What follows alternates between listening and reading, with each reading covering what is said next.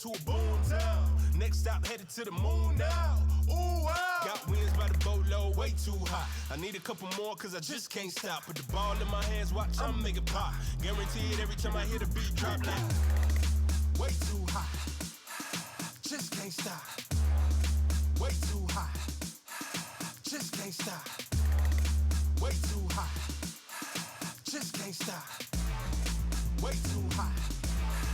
Just can't stop.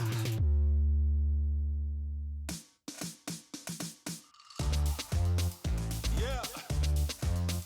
Bang. Boom. Let 'em know.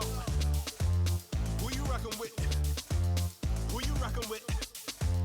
Who you rockin' with? You're not rockin' with the best, yes, better than the rest. This a level up, cause I'm way too fresh. All I do is win, so I tend to say less. Except when I come through the flex. Rockin' with the best, yeah.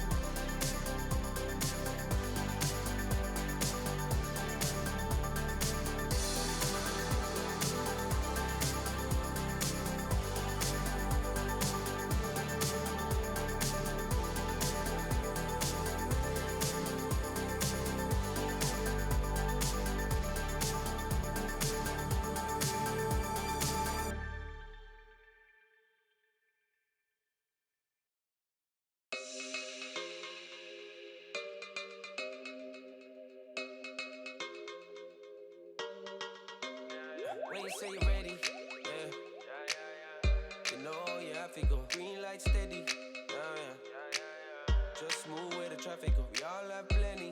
Yeah. Just know got the capital. Yeah. And we party like an animal. And I always get a number to think about it. Oh yeah. Yeah, we live life, don't worry about it. Oh yeah. Open your eyes, I can tell you about it. Oh yeah. Cause we got the strength, yeah, we have been saying, oh yeah. And we got the time we can spend, yeah. Celebrate, live up your life, yeah. Live up your life, yeah. Live up your life, yeah. Celebrate, live up your life, yeah. Live up your life, yeah. Live up your life, yeah. Aiming for the top, yeah. You gotta aim and take your shot, yeah. Celebrate and live up your life, yeah. Live up your life, yeah. Live up your life, yeah. So everybody toast. Yo, when the kids stepped in the function, my had racks in abundance. Cause I remember days in the bunk beds, back when I only dreamed of the hundreds. Then it was counting thousands on the mountains, look where we come from. That's why we sit round, have fun. So big man, sit down, have some. Oh yeah, yeah, we live life, don't worry about it. Oh yeah, open your eyes, I can tell you about it. Oh yeah, cause we got the strength, yeah, we have been saying, oh yeah. And we got the time we can spend, yeah. Celebrate, live up your life, yeah. Live up your life, yeah. Live up your life, yeah. Celebrate, live up your life, yeah. Live up your life, yeah. Live up your life, yeah. Aiming for the top, yeah. You gotta aim and take your shot, yeah. Celebrate and live up your life, yeah. Live up your life, yeah. Live up your life, yeah.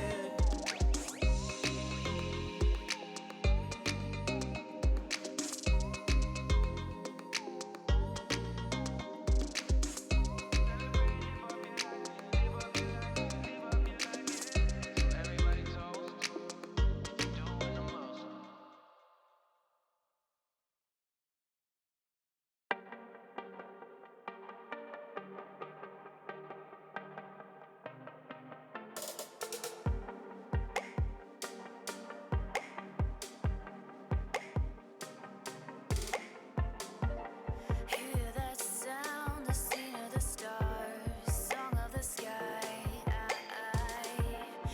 It's my time, I know who I am. Keep pushing the line. Always going up, always going up, going up. It don't matter what, it don't matter what, don't matter what. Always going up, always going up, going up. It don't matter what, it don't matter what. Catch me, catch me.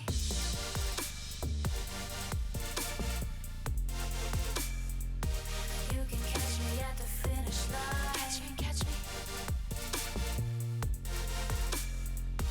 You can catch me at the finish line.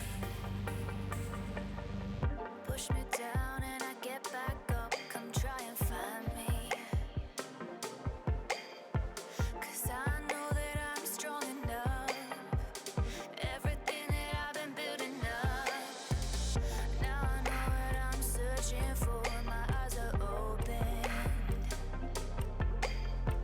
I got the power to change my path. Been learning to let go of the past. Flight descent set no more! Victory is written! Immortals! Play no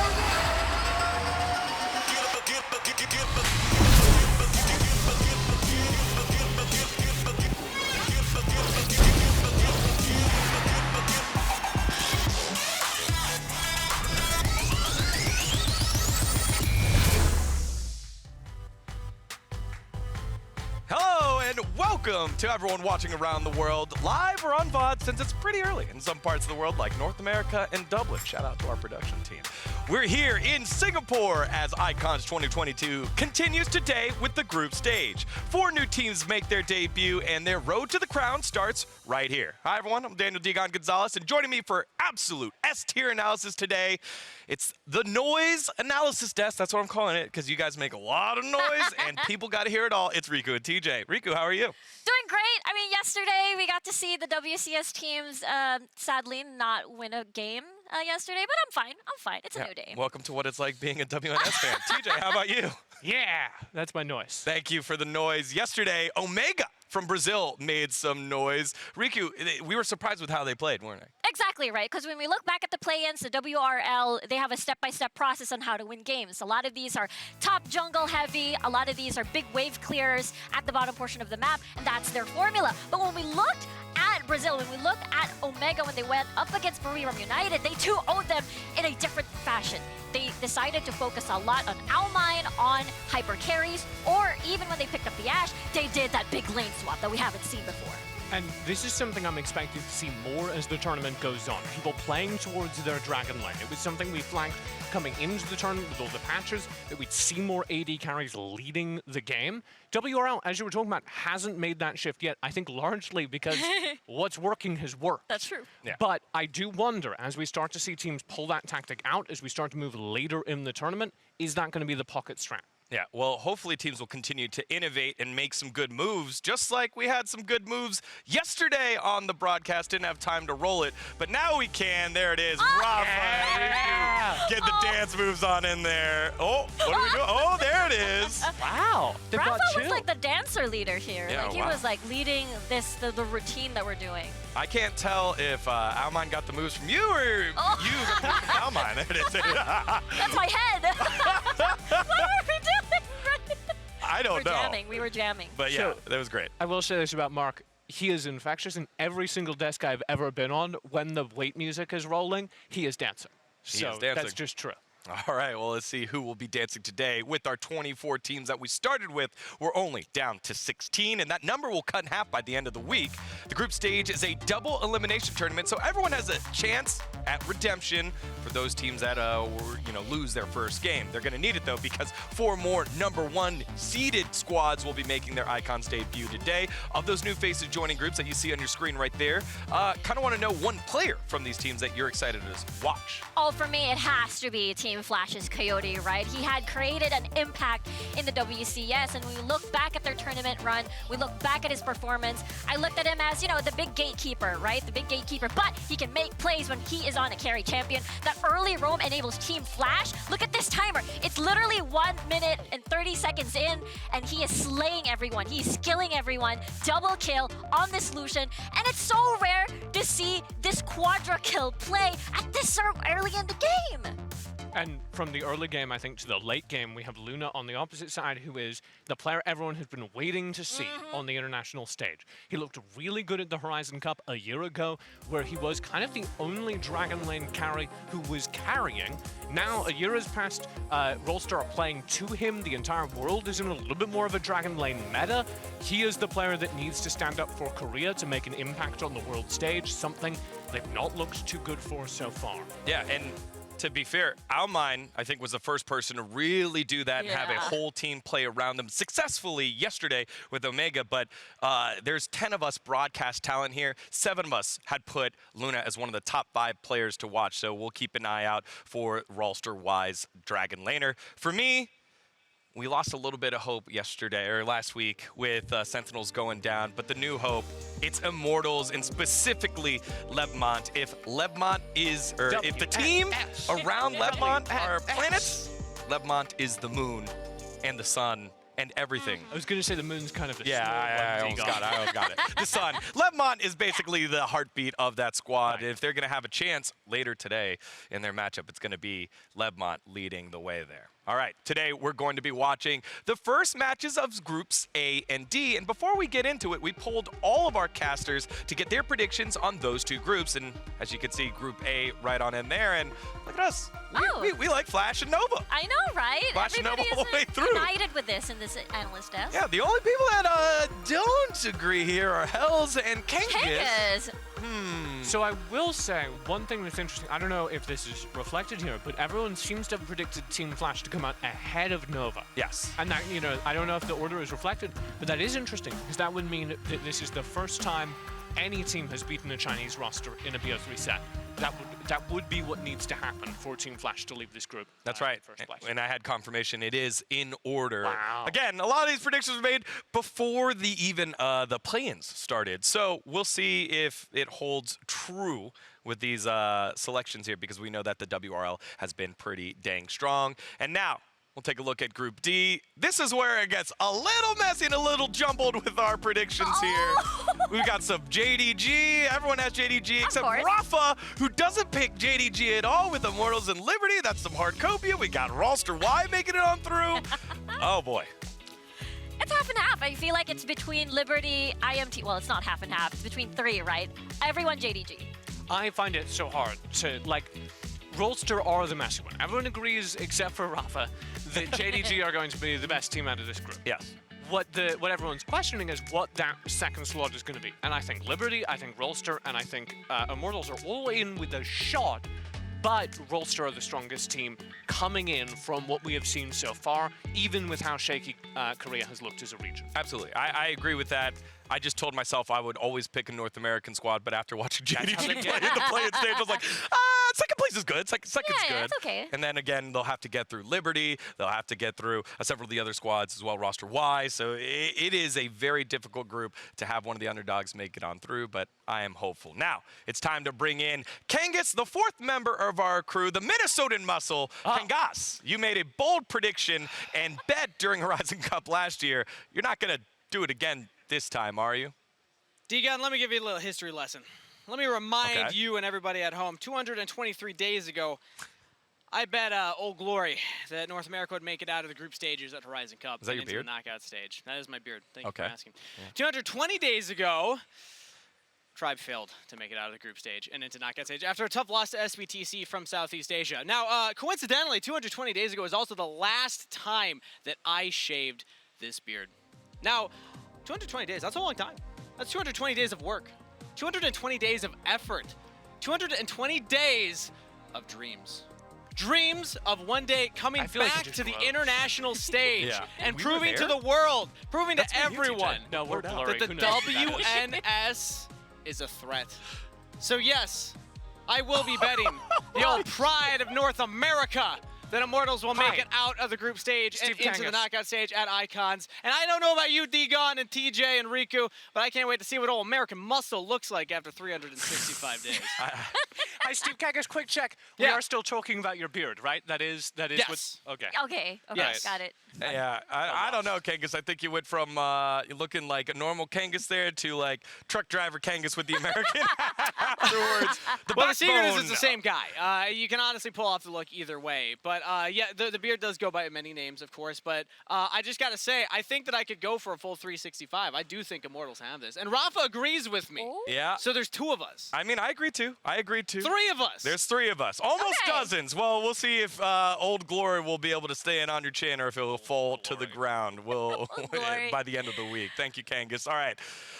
That's gonna be something to watch actually for. his rap name. Yeah. Old Glory. Old Glory. Old Glory Kangas. Ah. All right, one player that should have a pretty cool rap name. It's Kinzen, the jungler from Liberty. While his beard may not be as impressive as Kangas's, his game is much better. Let's take a look.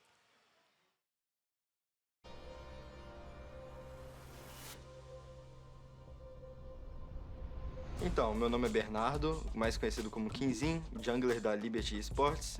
Meu nome, Kinzin, ele vem na verdade do meu pai, que ele é Marcos, o apelido dele então é Kim. E disso, os amigos do meu pai, quando a gente jogava bola e tal, eles chamavam de Kinzin e eu achei muito da hora e fiquei com esse nick. Então, eu diria que eu já jogava o LoL de PC ali tem cerca de um ano e meio, e eu não tinha muita condição de jogar o LoL de PC, mas quando eu soube que ia lançar o Wild Rift, eu comecei a jogar, eu comecei a treinar e estudar mais o LoL.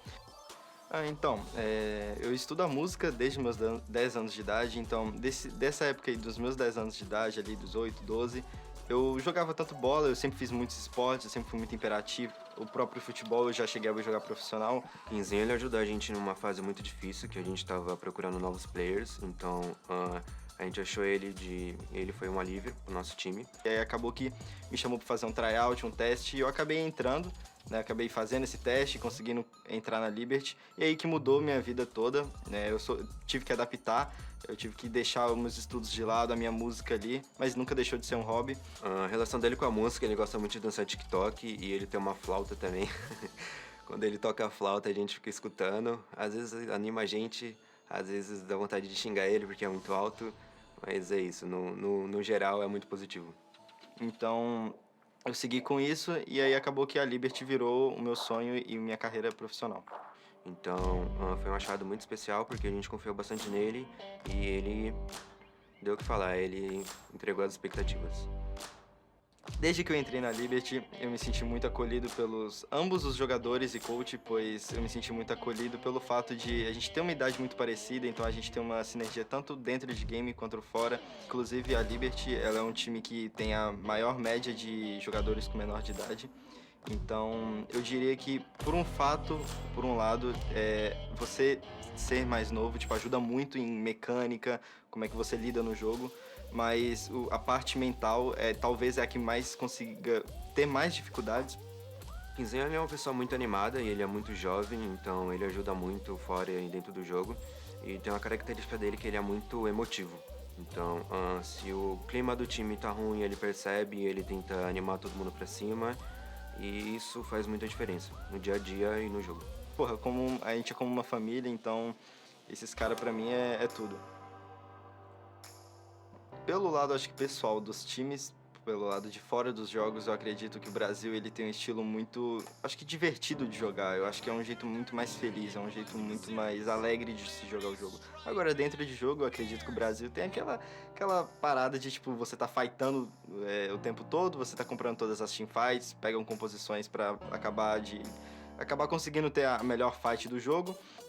Yes, they're TPing to Baron because Live is sitting in the bot lane. Oh wait, actually this might be too much. Freaks is low. Sentinels are approaching. Type is not here. Baron's is not low. here. Beginnings goes in. They're trying to get some kills. They're not going to get the objective. MTS is into the pit. Baron secured. What can Sentinels do from here? Liberty get the first kill on the Molly. Now they're looking for more here on the MTS. On double the boss. Positions perfectly in the fight. Triple kill the boss. Quadra kill the boss. Is he going to go for more? It's just the 1-0. Mana Freezer actually stole the pentakill. But Liberty with another prime ace. É uma coisa que, na minha cabeça, a palavra Icon, eu acredito que vem uma palavra de, tipo, mundial de os melhores. Vem uma coisa de grandeza, vem uma coisa de, caramba, eu tô disputando contra os melhores. O Brasil, por mim, eu diria que tipo, disparância, como a gente tem um potencial grande no Mundial. Então eu acredito que tá representando isso no primeiro Icons é muito importante pra mim e eu tenho certeza que eu vou dar o meu melhor. Love that there by Kinzen, and one of the great things about international play, you get to see how much it means to them, how diverse of a background that they have, and the pressure that they have, and the pride that they have representing their region. So thank you very much to Kinzen for giving a little bit of insight there, a player of Liberty, who is playing, one of the 8 teams playing today, and here are the 4 matches that will be happening on day 2 of group stages. First up, the WCS champs Team Flash versus T1. Then the winners of Open Latino America Levitan take on Nova, Korea's top team, who finished 4th at Horizon Cup. Roster Y will make their debut against Liberty. Yeah! And here it is, the big one of the day! And it closes it out when WNS champs Immortals take on very strong JD Gaming. Oh boy, JDG, here we go. All right, we'll save that for later. Let's start at the top there with Team Flash against T1. Now, Team Flash ranked #1 in Southeast Asia. Obviously, there's a lot of pressure for them to perform here as we take a look at the roster. Shy, Zizu, Coyote, Ellie, and Empty. There's a lot of former mobile game champs here and a lot of talent here, Riku. Oh yeah, absolutely. Like, we're talking about the #1 seed coming from the WCS. And again, I repeat, they never dropped a series and still running undefeated from the WCS Vietnam up until the WCS Grand Finals when they defeated Flash Wolves 4-0. This is how strong they are. This is how much of a big of a gap Team Flash has for the rest of the region. And I think they're going to be the team everyone is watching to be the first team to take any games off of the WRL. They are going to be one of the only teams outside of the Chinese region that is competing with the Chinese teams. All right, well, their first opponent before they get to the WRL opponents is the WCK. It is T1 from Korea. They were able to take down Rix twice, but couldn't get a map off of J-Team as we take a look at the roster right here one more time. Jejong, JY, Core, BDG, and Penguin. When we take a look at this roster, TJ, what jumps out at you from the play-in stage? Well, we were missing someone, and that is Core, who spent the entire regional play dominating. He, on duelists like Ari, ran the map for the WCK. Now that we get to international, it's been much more about the sidelines. Jejong is one of the best top laners in the world, gets the support of JY. They have a really strong force in the top lane. And then as we saw versus Rix, they're also leaning into this AD carry meta a little bit as BDG became one of the star players on this roster, having a Lucian that got turbo farmed and then basically single-handedly won the game. And it's crazy to me because I remembered back in the WCK, they also definitely rely on BDG's early game aggression. And the fact that even if they don't get early kills, the way that they funnel every jungle camp, every turret plate, just to make sure that he is the one who has the highest generation of gold to carry these fights, I think that's an amazing way to approach that sort of play style. Yeah, we want to see BDG do that clearly and consistently, right? T1 had a little bit of trouble earlier, and another play that's looking to step up for this T1 roster is Core, the mid laner. He's hoping both remaining Korean teams can move on to the next round. Let's take a listen.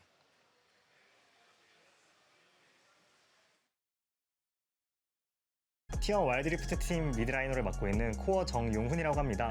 우선 지금 바로 한국이 안 돌아가 된다는 생각에 되게 기쁘고요. 그리고 더 오래 저를 더 많이 증명할 수 있는 그런 기회가 있을 것 같아서 굉장히 기분이 좋습니다. 좀 빨리 끝낸 것 같았거든요. 그러니까 그 넥서스를 밀자마자 저희가 되게 기뻐서 그냥 이거 한 번만 더 이기면 끝난다. 그냥 원래 이게 우리다 이런 식으로 서로 다독이면서 기뻐했던 것 같습니다. 부담감이 없다고 하면 그건 좀 거짓말인 것 같긴 한데 부담감보다는 약간 자긍심이라고 해야 되나? 좀 자신감이 좀 더 생기는 것 같아요. 이 T1 유니폼을 입었을 때. 저희가 이제 그룹 스테이지에 한국 팀이 2팀이 남게 됐는데 롤스터와이랑 같이 함께 되게 높은 곳까지 올라갔으면 좋겠습니다. 이제 그룹 스테이지는 더 강한 팀들을 만나는 만큼 더 다듬어서 다른 그런 루트도 만들어야 될 것 같기 때문에 일단 좀 더 아직은 부족하지만 연습을 할 수 있기 때문에 지금까지 올라오는데 굉장히 많은 일이 있었지만 우리는 사실 여기까지 올라온 것만으로 만족할 만한 사람들이 아니기 때문에 더 많이 올라가자. And I think the big thing that we need to see for Core to hit those goals is a return to his classic style. More of that Ari, more of those duelists in the mid lane. Yeah, thank you to Core for sharing his thoughts on the team, on Korea's chances, and what it means to represent T1 against such a prestigious organization. Used to winning championships. Let's see if they'll be able to do it. And it starts here with Flash against T1. So who you got? We'll go with you, Riku. Okay, of course, very obvious. I think it's gonna be Team Flash 2-0. They're just super aggressive. They're just really good. That's it. They're just really good. They're just really good. All right, TJ, what do you got? Team Flash are also really good. I think T1 kind of don't look great on the flip side. So T1 needs to demonstrate. We've seen 3 different styles, all of which look like half of a team. We need to see a full team on any of those styles if they're going to compete with Team Flash. Yeah, and I think that's part of it for me too. I also picked Flash, #1 squad from WCS. I think it's the fact that T1 came with much larger expectations and then underperformed in the game against J-Team, right? They only got 1 game against the WRL and didn't look great. They just didn't look clean. And I think if you're going to be stepping up against some of the other region's best squads, you need to be able to compete when you're playing against some of these squads not rated as highly. So we'll see if Team Flash will be able to take down T1 here. All right, y'all. Predictions are in, which means the pre-show is finally over, and it's time to get to our first match of the day. Team Flash, T1, Icons 2022 starts right now. Go get your popcorn. Go get your Coca-Cola. We'll see you in a little bit.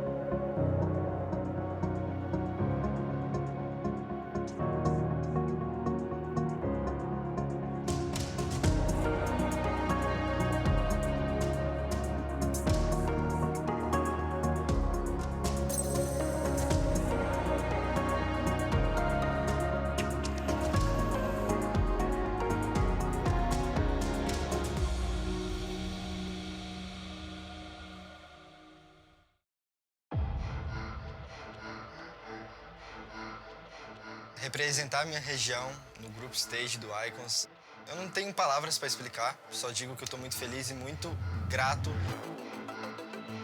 Acho que a gente tem um potencial enorme e o Brasil tem que ser reconhecido. Amazing team fight, amazing decision making. 2-0 Sentinels, and they're going into the group stage. É essa energia que contagia completamente ali o stage e que faz do campeonato ser muito mais bonito. What separates us from the rest of the NA teams is exceptional players. But I think against JDG, the expectation going in is definitely going to be that we are the underdog, which in a way makes it great that we're going to be facing them first because it's going to be no pressure. Into the front lines, huge damage. Extend ultimatum follows. Devil Jacobs then shut down. A massive team fight. 现在只是刚进入小组赛，后面还有很多比赛，我们会越来越好的。要面对后面小组赛里面更强的对手，要保留点实力，所以我们暂时没有拿出所有的实力。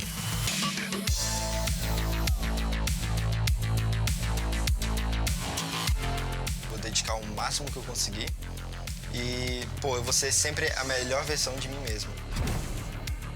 Acredito que a gente tem muita coisa ainda para tanto absorver, aprender e seguir em frente.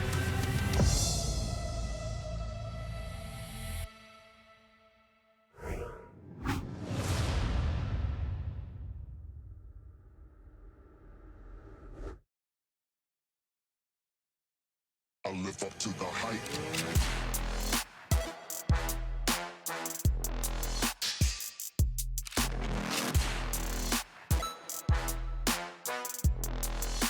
I'll live up to the hype.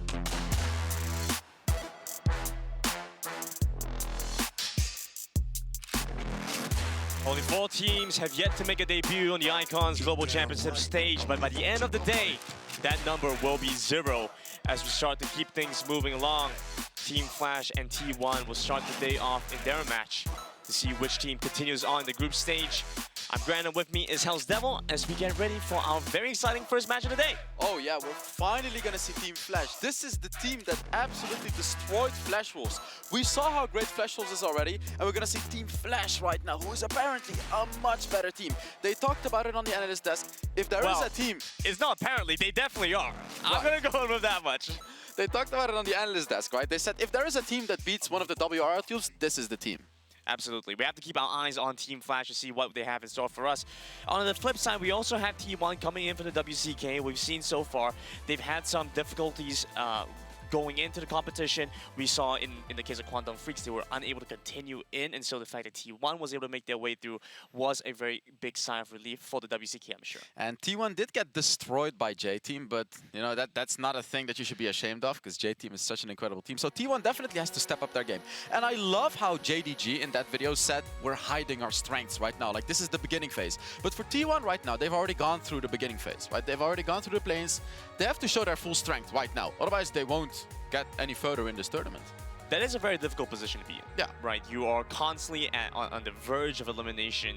You know, even going into group stage where you have that lower bracket to play for, it's not somewhere you want to be. So I feel bad for T1. You know, they constantly have to come in with new innovation. TJ put it really well. We want to see a full team, something that comes in whole, well-rounded, and with full and good identity going into the game. But I think T1 can't do it, right? We've seen their potential. It's an incredible team, and especially Jong in that Baron lane. Constant MVP for T1. This guy is insane. So I just want to see T1 play to their strengths, and this is going to be hard to win against Team Flash, but I think they could do it, although, you know, I thought that Team Queso could win against the Chinese team as well, but we saw what happened yesterday, so it's going to be very interesting to see how these two teams face up against each other. Well, I think you had an interesting prediction, right? You had an interesting prediction for this group. You felt like it was, what, Team Flash and Leviathan? No. Oh, Leviathan in this group. Yeah, yeah. You said Team Flash and Leviathan.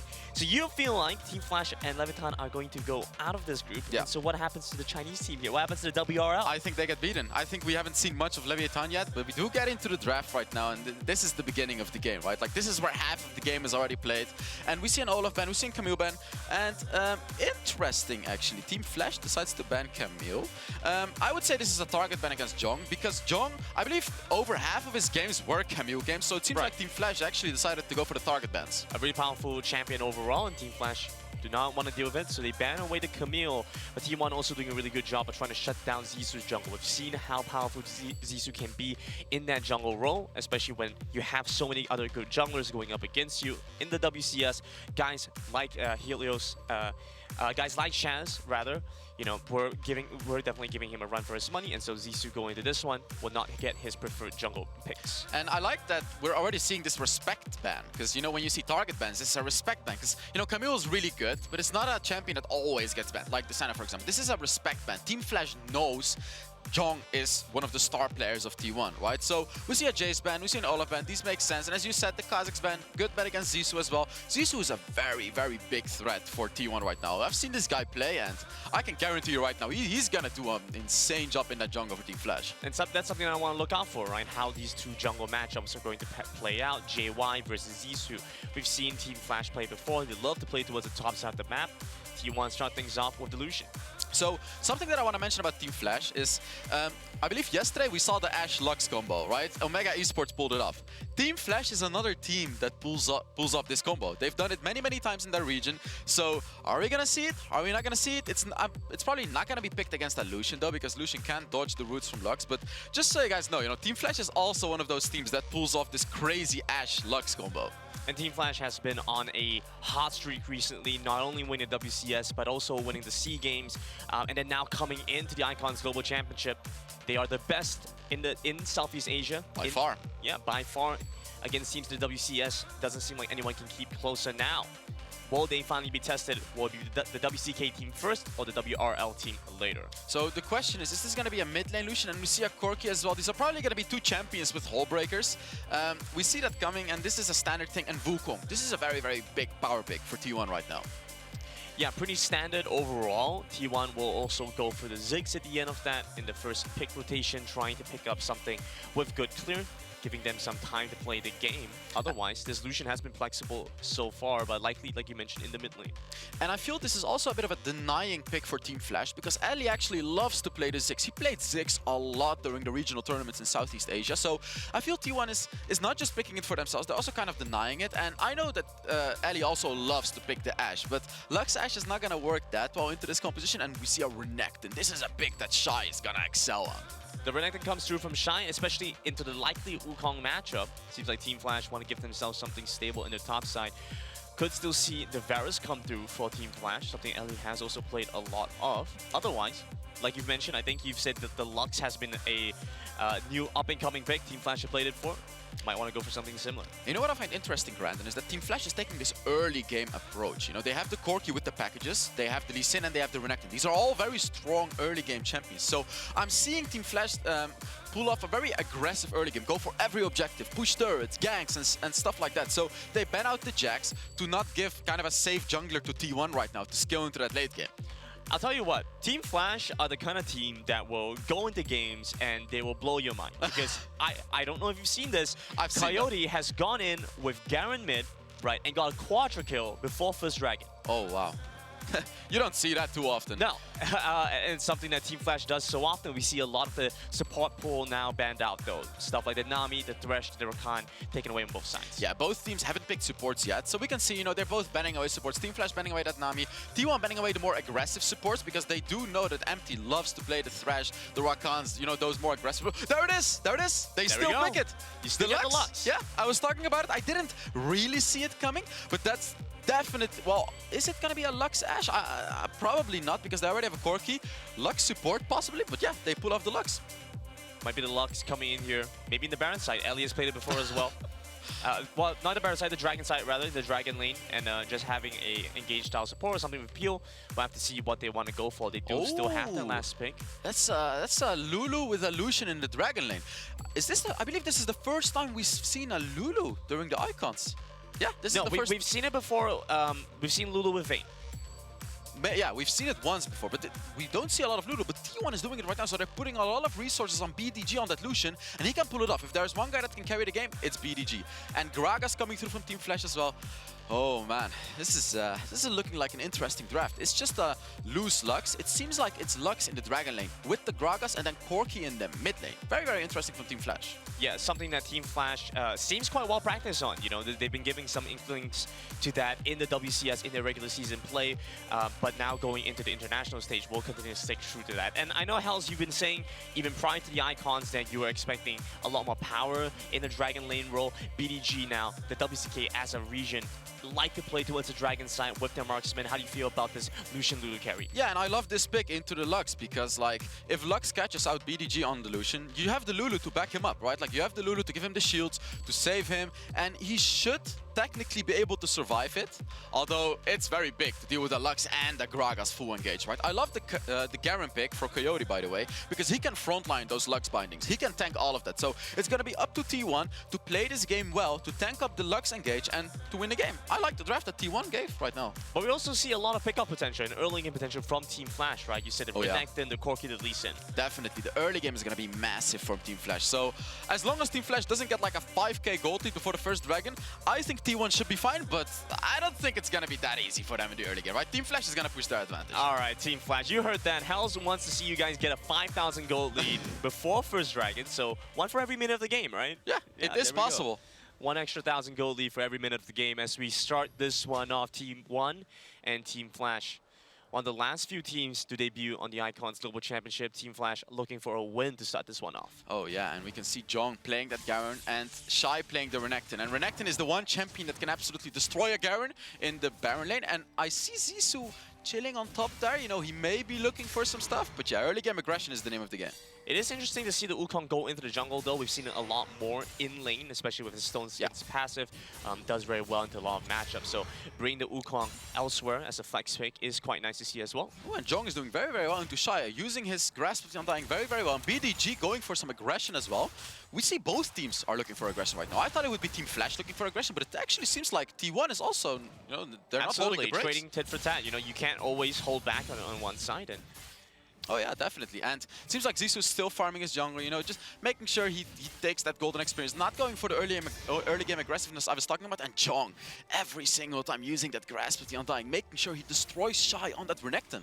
We see the barrier as well, so it gives him a little bit more safety going into the matchup. Shy with the Ignite, trying to look for the kill. And I love to see that, because, you know, when you're playing Garen into Renekton, you'll want to have a barrier, because Renekton has so much early game damage, and that barrier could be life or death for you to escape, right? Absolutely. Between the Lee Sin ganks, between the Renekton, there's so much damage coming at you at all times.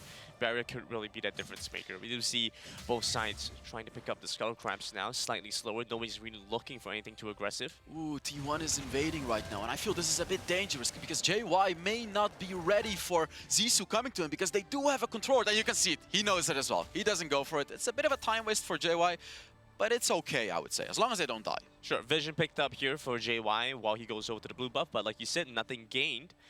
Team Flash will be able to move back over and pick up the blue buff now.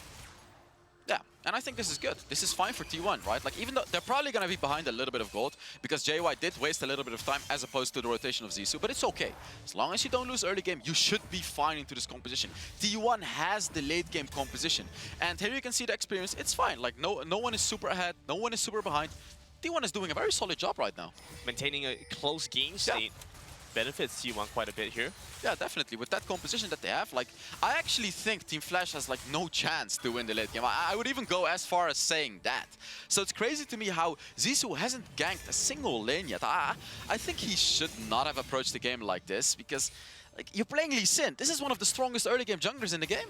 Very bold claim there, Hells. See? Yeah, I know. Team Flash want to look to prove that wrong. Zissou, I think, well, he's cleared his entire jungle at this point. Needs to find something else to do in the map. Oh yeah, definitely. And it seems like, you know, Core as well on that Ziggs, just playing his lane safely. Actually, Coyote had conditioning as well, so it seems like Team Flash has some later game runes as well. And while I'm talking, Shy and Jong are just punching each other in the Baron lane. They will do whatever they want to do. So let's talk a little bit about what happens here. But starting off in the group stage, T1 has come in through Plains. WCK lost Kwangdong Freaks on the way here. Whereas now we get to see the #1 seed out from WCS. We've touted them as a team that is looking to compete against the WRL. Yeah. And we want to see them perform exceptionally well on their debut stage, on their debut game. Moving into game #1 here, trying to find something on the core, but barrier will stop any more from Zissou. Yeah, but T1 is doing a really, really good job dealing with Team Flash, because when you're up against a team like this, it's scary, right? Like, the mental game is like, we're up against a team that's so incredibly good, we gotta do well. And to me, it seems like T1 is definitely calm and collective, especially Jong. He's ahead in his lane against a Renekton. He hasn't died, and he's actually, even though he doesn't have a kill, he is winning. You can clearly see he's always on the upper hand. So it's really nice to see that T1 is definitely stepping up the game against a team like Team Flash. Absolutely, being able to hold his own, in fact, finding a small lead for himself as well. Team Flash trying to wait out until the first objective spawns, it looks like. T1 definitely not unhappy about this set of circumstances. So I'm expecting T1 to relax during the first objective, and actually no relaxing right here, because we saw Graga's ultimate come through, but nothing happened.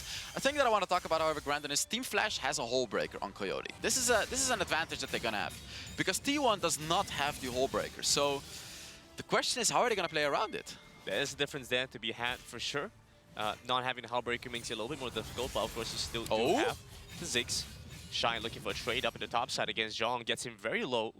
The barrier used as well. I don't think Shy has a combo to finish off the Garen here though. But those are some important ultimates burnt right before the Dragon and the Rift Herald. That's the Renekton ultimate, that's the Gragas ultimate. They will still have a Corki package, but it's not really good for Team Flash to be burning out those important ultimates, because T1 could potentially even take a fight against them, as Coyote has the Hull Breaker, which is not strong during team fights. Oh, absolutely, right? You have the Cyclone, you have the Lucian, who has managed to go back and pick up his Storm Rays at this point. You know, quite a substantial power spike here for T1.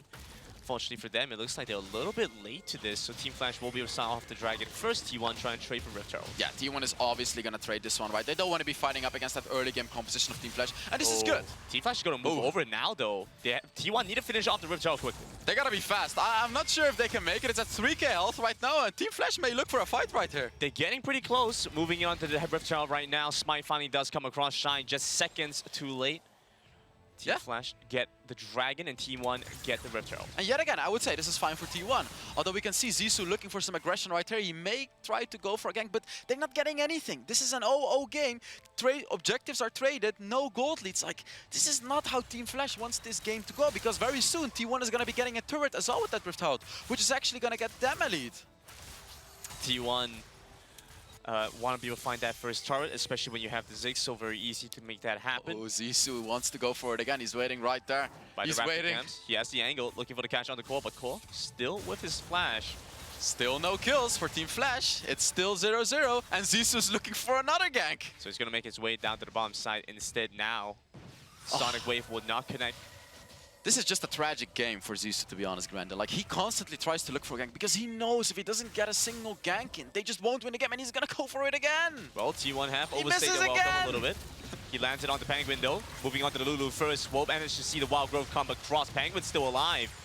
Not able to finish off a kill. Team Flash do get to push them off the turret, though. Very, very well played by T1 right there, and even defending that turret as well. This is just this is such good gameplay by T1. They know they're up against Zissou on that Lee Sin. They know he's going to be looking for those ganks, but they're not dying to it. This is so unbelievably well played by T1, and they didn't lose anything right there. Yeah, neither side yet lose anything. They might be able to find something on Coyote, though. Coyote has to use his flash now.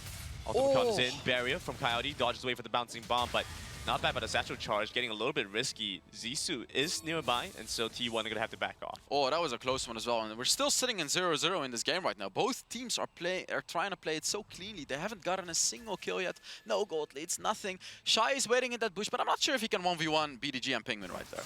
Yeah. 1v2, so. Yeah, in a 1v2 situation, it's going to be difficult. Empty's going to make his way up top side. They just have to move in. Laser comes across. Penguin's finally going to go down. First blood over to Team Flash. Then move on to BDG and Zissou right here to clean up the second kill. And there is the Lux. Ali with a beautiful ultimate, perfectly following up after Shy stunned BDG and Penguin right there. This is what you want to see from a Lux. Although on the other side of the map, T1 did pick up a turret, so they're still not behind in gold. Absolutely, but Team Flash are looking at a turret of their own very soon. Between the top side and the mid side being shoved in. The bot side low as well. Wow. A little bit of damage onto JY. It's actually quite risky. Team Flash with an opportunistic kill in the mid lane. Ali just caught invisible Wukong right there. Did you see that? He just avoided the clone and he caught an invisible Wukong. These are the mechanics that a team like Team Flash has. And that's the kind of player you want to see on a Lux, right? He'll catch you no matter what. That light binding. Oh. that hurts in my soul. I've played against a lot of Lux players. I've played against a lot of good Lux players, and Yeah. I can tell what JY was feeling about that. You know, he thought he was safe in this clone, but no, he was not safe against Ally on that Lux. Yeah, that's rough. That's rough. Team Flash. 3-0 now. I don't know, Hells. You were saying that they needed 5,000 gold before They Dragon. didn't get it. They didn't get it. I think T1 is doing a very good job. They still have the Rift Herald, you know, and they got a turret as well. They're doing fine. Like, sure, they're behind, but Team Flash... Turret used here. Package used here in the mid lane. The Rift Herald was used as well. Looking like they want to jump on the JY and just pulls the attention over as 5 members start to congregate in the mid lane here for T1. And T1 did use their Rift Herald right there. Unfortunately, not getting the mid tower, but Jong goes in. Looking for the entry angle. Jong won't be able to get out. Ooh, that's the Hourglass. Gone from BDG, but he still has his flash. Very nicely timed it to dodge away from the spells. Yeah, and that's the one way T1 can survive the full engage of Lux. Just use your stasis enchant, right? Like, use the stasis after you get rooted, and you can survive. So very, very well played by BDG right there, making sure he survives with the stasis enchant, and we want to see him do that in the late game as well. Second Rift Herald started here for Team Flash. Dragon's still not up, and so Team Flash, yeah, they have priority over this. Yeah, I like this. They have to rush this because they can get every single objective. They have the early game comp, they have the core key. They can take this. They should not wait. They just got the Rift Herald, and they're gonna fight for the Dragon as well, Brandon. Dragon's gonna come up in half a minute. Yeah. T1, they kind of split up right now. Oh, he got it. Yeah, Zizou gets the boo buff away as well. A mid lane tower gonna go down, and so you start to see here the macro game plan here for Team Flash. Push the mid lane, get the Dragon. This is exactly... Oh, he got... No, it's still pretty close. BG has the exhaust, and that's the only reason Zizou wasn't able to get the kill first. T1 finally trade back with one, but in the mid lane. Rift Herald still coming in. Team Flash get to continue shoving. Team Flash doing such a great job right now. This is what they need to do. Extend their lead. Keep pushing. Although that I'm saying that T1 is only behind 2k gold right now. It's not that much. Sure, Dragon coming up now, but Team Flash don't have Zizou. Zizou went down while trying to find a kill onto BDG, and so Dragon difficult to go onto. Team Flash looking for the light binding, but it misses. Jong over by the side, meets empty. Yeah, Team Flash is still gonna fight for this Dragon. Like, they still have the better composition. Jong is hungry for some blood, though. I mean, he has the exhaust that gives JY the entry angle in as he jumps onto Ellie. Ellie has his flash over the wall. Meanwhile, still, now we get to see Shy moving in. Empty over by the front lines, but he's run out of mana, has to start flashing away. The Renekton tanky, but not that tanky. Zizou comes in to finish off the job, looking for his first kill onto JY. He gets it with the help of the rest of his team. Oh, and Team Flash barely winning that team fight. That was a bit closer than the comfortable level for Team Flash, right? Like, that was a bit too close for them. But Team Flash still winning. Team Flash still securing the objectives. They're trying to extend their lead. T1 is trying to hold off, and they're doing an okay job with it. But Team Flash now finally playing the way that they're supposed to. Yeah, Team Flash being able to pick up these kills, defines the objectives, working on the macro game.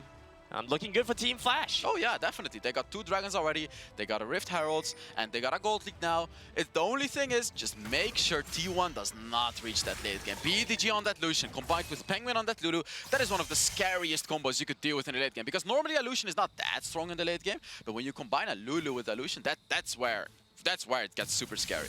Absolutely, you know, you don't want to have to deal with the Arn Sensor Lucian running into your face, and well, we see that coming online now for T1. Package will be on for Team Flash, so depending on what they want to try and go for in the next coming minutes, going to have a very impactful side laning tool. Trying to move in onto core here, dashing in, Shy, gets the stun down, but Team Flash not able to follow up. I like that aggression, because if it was a 1 versus 1, what would have happened is Shy would have stunned core on that Ziggs, and then Ellie would have followed up with the Lux ultimate. Like, we've seen it happen earlier, and Jong is trying to fight Shy right here. Shy is reaching a point where he can deal with the Garen. Yeah. Start to see now Black Cleaver and Blade of the Rune King. So Team Flash is constantly trying to catch someone out and then follow up with Ellie on that Lux with the ultimate, right? Like, that's the thing you can do when you have a Lux in your team. So I just feels like Team Flash has to get into it a bit more, and I see them catching out a lot more members from Team 1 in this game later on. Trying to work on that top side turret. Team Flash deciding to move over the top end. They have a lot of pick potential, like you've said, Hells. And I think they know that, which is why they're trying to pull them towards the top side, where they can find these catches. And exactly like we've mentioned, core goes down. There it is. Team Flash pushing their lead, taking turrets. You know, Baron is spawning. This is exactly what Team Flash has to do, and it's good to see them pull off this competition finally. I even see them start this Baron right now. Yeah, exactly. They could just start the Baron, force a fight by T1, and then win the 5 versus 4. Starting a Baron on spawn. The ward does spot them out, so Team Flash have to renew their efforts on the Baron, trying to zone T1 away. T1, they are not convinced, saying, we don't think you're actually doing this, Baron. This is a bait. But despite knowing that, they must walk in. John goes in first. You see over the backline, Penguin trying to pull some attention his way. As Shy is looking for the entry angle in. JY comes through massive as they take down Zissou finally. Light Binding does not connect. Team Flash lose one in that exchange. T1 actually able to win that fight, and the reason is because Baron reduced the resists of Team Flash. Sorry, when you take the Baron, every single second you're losing armor and you're losing magic resist. So Team Flash overestimating the power of their composition right now, as they actually lost the fight against that because BDG on that Lucian just did a tad bit too much damage for their magic resist and armor to be reduced by the Baron right there. And even beyond that, compounding on that even more, the last whisper here for BDG, so really does not want to see you have any armor at all. Team Flash actually sitting on 2 hull breakers right now, by the way. We see Shy on the Renekton picking up a hull breaker, and then Coyote who has the hull breaker as well. So it's going to be interesting to see how Team Flash plays around those hull breakers, because we know they have to play a lot around objectives to extend their lead. But it seems like when they get to the late game, Team Flash understands they don't want a team fight, so they actually choose to get 2 hull breakers just to split push. I mean, you get a split push, I get a split push. T1, they don't get to decide what they want to do. They're just going to be pulled apart. And it's difficult, you know, 2 massive forces on both sides of the map.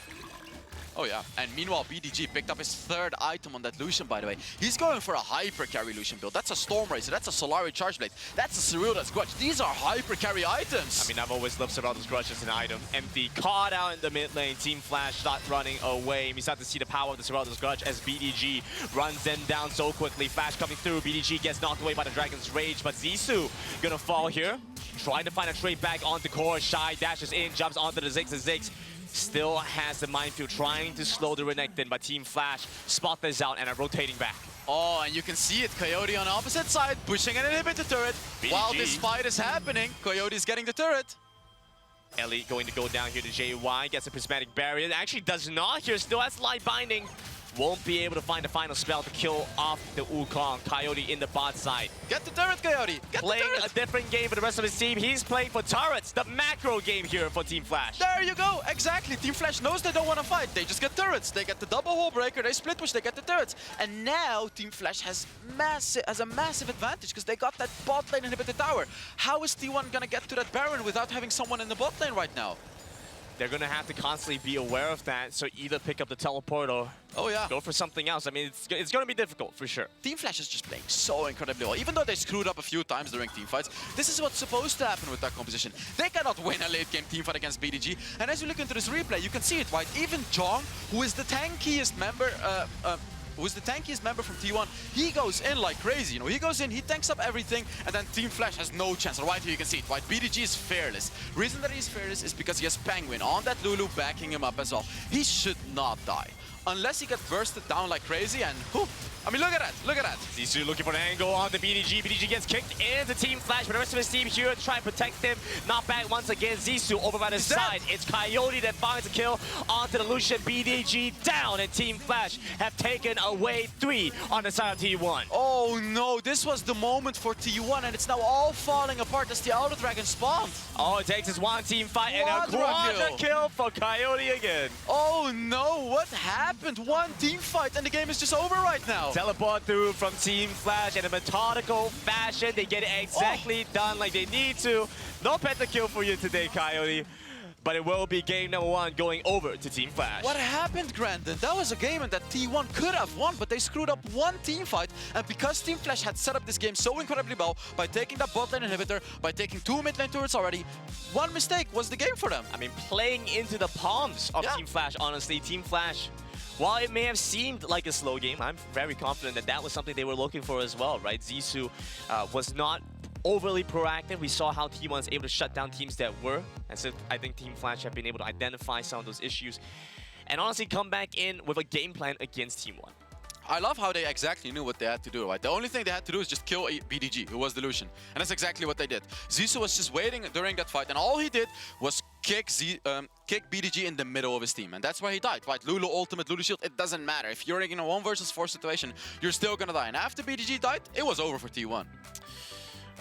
I am curious how T1 intend to kind of go back into game number 2 with, because we already got to see them manage to find an even early game against Team Flash. And so if they can get that much done, then Consistency. Well, they could definitely do something against Team Flash in game number 2. Well, a strong start here for Team Flash. We're going to toss it over to Degon to see what they have to say as game number 1 is going the way of WCS.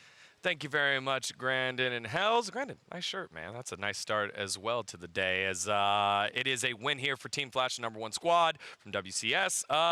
And it didn't really explode right away like we thought it would. It wasn't the 1 minute, 30-second quadra kill that we saw clips of. But Team Flash took control. They've got one more. They got one more. TJ, what did you see in that one? Yeah, I mean, it was just a slow grind to victory for Team Flash, and it was what they're so good at, which is taking map control and pressuring all sides of it. We said on the disco, I was talking to Riku, and I said it's kind of like they're just poking T1 with a stick to see what they'll do, because at every moment they were taking these strong side dives wherever they wanted to on the map, pretty unpunished. And the reason it was unpunished is because whenever there's 3 players pushing on one side of the map, there's 2 players pushing on the opposite side as well. Their weak side is gaining ground as well as their strong side, which should not be allowed versus a team like T1. It felt like T1 were playing on the back foot, weren't expecting this kind of aggression, and weren't moving to make proactive plays of their own during that time. And because of what they were doing, right, they were taking a lot of things off of the map. You mentioned, TJ, they're poking them out. They're poking all of their turrets, basically, getting turret plates. And the fact that they're one of the best teams that are utilizing the double hull breaker, that's the reason why they're getting all the resources. And guess what? Who needed resources? BDG on the Lucian when they picked that up. And because Team Flash got every single jungle camp, got every single turret, got enough space for them to work with, BDG just couldn't get anything out of the map. Right, and that was the frustrating part. I feel like if you're BDG, where it's, I want to farm, I want to get something going, but they never really had great vision support. Here at this point, you thought, okay, maybe a good fight. We're going to chase. We got one. Here we go. Coyote As we've been at like arm's length. But if you look on the bottom side of the map, Corky untouched, and it's Team Flash doing a great job matadoring T1 away from the objectives and being like, yes, this is what you want. You don't actually want the gold in your base. We'll take your base. And it's a combination of both, like the split push call is incredible, obviously. Yes. Coyote does a great job there. But also the way that Shy in particular on the Renekton uses his HP as a consumable resource. And you see this across all fights. A lot of the top WRL top laners are really good at this as well when they're playing tanks. Knowing exactly what spells to spend their HP on, knowing when there's an ultimate that they should be taking to the forehead, when there's a spell they should dodge, because every moment that you're auto-attacking a Renekton with stasis in his pocket is wasted time, because he's going to take those hits, stasis, be fine. Additionally, right, he's also carrying the hull breaker, and the fact that, again, he's basically a tank drawing aggro from T1, and therefore that's what we saw. Coyote just dealing a lot of turret damage, a lot of wave clearing, and you know the base is gone, basically. Yeah, when you see a chart like this, it's not exponentially growing, it is consistently growing. Yeah. And you love that because that generally comes from a fact that a team knows they're better, they put themselves in a winning position, and then just hold that position until they win the game. A lot of the time you get to a point where someone has to flip a game, and that's where you see a very sharp downturn. Here it was just a steady, like, choke out and win. Yeah, T1 were always in control of this game, and it didn't come from team fights, or sorry, Team Flash were always in control of this game. Yeah. And it didn't come from team fights, it didn't come from like really flashy play, it came from, okay, we know we can always get the better side of each trade, or when a trade starts looking bad, when it, you know, this could go wrong for us, they are one of the quickest teams in the world at pulling the plug. At going, oh, we spent our cooldowns, we have invested everything we have to try and find a kill here, we didn't find it, we're gonna leave. We're gonna try again in a couple of minutes. We got a longer stick next time. Yeah, it's crazy how they do that. It's a tower push into a collapse, or after fighting, then they move to another tower into the side lanes. I think it's great, and it's all, again, I want to say Coyote was amazing in this game, getting another quadra kill, and Valkyrie forward without 0 punish. He is excellent. Right, and I think the most impressive thing here by Flash, by Team Flash, is that it was not a mech check. We said earlier in the broadcast and in our prep that Team Flash, you have to have good hands, you have to pass the mechanics check. This was straight up brain check here, right? It was, are you able to play the macro as good as us? And the answer there by T1 was, hold on, hold on, hold on. But when it was time to answer the question, it was no, and they were too far behind, not enough resources there. And I think it's a combination, right? Because yes, the way that they were playing the map was really good, but also the way they were playing the map was reliant on the fact that that Renekton was so scary nobody wanted to fight him even 2v1, right? And that's where so much of the Team Flash lead comes from is, okay, we are going to send 3 people to the bottom side of the map, and you are not going to have the confidence to challenge with 3 players on the top side, you don't know if you get anything from that. Yeah, and one of the small things I want people at home to watch during this next game is when we see these bot lanes recall or anyone recall in the side lanes, watch to see if the opposite laner hides in the bush, and because what they're trying to do is time the recall against each other, and if someone recalls first, they're going to push the wave in, get the gold lead, then back, and those were the small things to do. Remember, the first kill on the top side of the map with the Renekton was he was hiding in the bush. He was hiding in the bush on the top side, did not recall, surprised T1, they get that first kill, and then the Renekton gets going and snowballing a little scary. Yeah, I think that's also potential, right? The fact that, again, we could possibly see early roams from Coyote either towards top side, just as we saw, and as well as bottom side. I feel like there's still that big threat. After game number 1, Coyote is definitely feeling it after getting another quadra kill, by the way, on their first game here at Icons. Riku, did they get a quadra kill? They got a quadra kill! Oh, wow, they got a quadra kill! That's crazy! It was a quadra kill. Coyote got a quadra kill. I'm so excited, okay? Well, it's one of those things. For those of you at home that you don't know, when you're on the desk and you're predicting things and you say, hey, there's a quadra kill that Coyote had last time he was on stage. Whoa, it's a quadra kill. Feels really good when it comes to fruition. So great job, Riku. Great job, Riku. Great job, Riku. You guys, I swear. All right, T1 back on stage with Team Flash. We'll be handling the draft here on the analyst desk. We've talked a lot about Team Flash for T1 here, TJ. What do you want to see different for them to find some success? I think they need tools to succeed during the early game, and I don't even know if that's a draft thing. Like, obviously I want to see those tools on the board, but T1 throughout the entire game, like, even they drafted, remember the Lucian Nami game, which is like the most early game comp, and they didn't activate that comp until the 10-minute mark. Right. So I think T1 either go full late game, do something that's going to work if you try and stall out for 15 minutes, and I guess hope that that is cleaned up, or give me the early game tools again and actually spend on them and actually get some invades going. Riku? For me, it has to be Jong. Don't make him play on something that basically says they're throwing in the towel. They're not going to fight 1v1. They're not going to fight top jungle up against Shy and Zizou, because picking up a Garen, especially Jong, had an amazing performance in play-in, so I feel like the Jace is going to suit him, something that gives him agency, something that gives him damage to fight with that top jungle duo. Yeah, and think about it for if you're a T1 fan, you know that Team Flash selected Lee Sin for Zizou. No ganks early on. Right, in the first like 7 or 8 minutes that were successful. You saw Zizou was scanning down in the mid lane, then went down to the bot side of the map. That control ward that was by Krugs was like covering for a while, couldn't find anything. But also, every time he tried, they were unpunished. Right. Which is, if you commit your entire team's resources to trying to get a kill, Lee Sin dives, you've got Lux pushing for light bindings, and you do all of that, and you don't lose anything during that time. Which Team Flash didn't. Yeah. There is something remarkable happening, and I think it's a combination of both. Yes, Team Flash were doing a great job having pressure on the opposite side of the map, making sure that they understood where the resources were, what T1 could do to counter punch, but also T1 weren't counter punching. So maybe the Garen is the solution to that. Yep. Maybe it's because you're just sitting on Garen duty and you don't feel like you can play aggressive. I actually would look for something out of JY in the jungle as well. I want to see him on something like Lee Sin that can step up during the early game. Just give me something, T1, that can respond to that pressure. All right, well, here we go. Game number 2, decisive time here for T1. Will they push it to game 3, or will they fall to the number 1 seed from the WCS? Let's find out together. Is Camille and Senna the first bans? One thing to note here, Team Flash and T1 swapping sides, so T1 selecting red side here. And now I feel like Team Flash, this is the time for them to pick Lucian themselves. Again, we talked about how Coyote had an amazing performance, can enable the early roam. We saw the clip earlier today at top of show. 3 minutes, 2 minutes of the game. Do you think he can get pentakill this game? Oh, yeah. I'm just so excited. I think he can. He can! Scale He it. will. Whoa, all right. Clip it. Riku said he will get a pentakill. If not, Riku's prediction powers are going to be slightly limited. Now, you'll still be able to predict, and I'm sure you'll predict with great.